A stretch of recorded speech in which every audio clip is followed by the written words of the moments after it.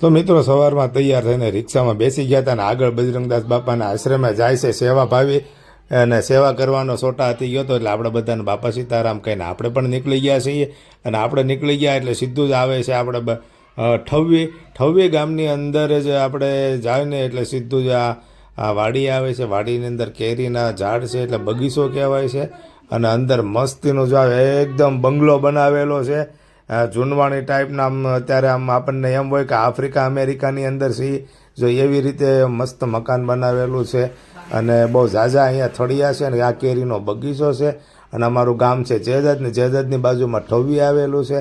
આ ત્યાંનો વ્યૂ છે ને પણ મેં એકદમ સ્લો મોશનની અંદર આ વિડીયો બનાવેલો છે એટલે તમને અતિ સુંદર લાગશે અને મજા આવે તો શેર કરજો અને લાઈક કરજો અને ફોલો કરજો.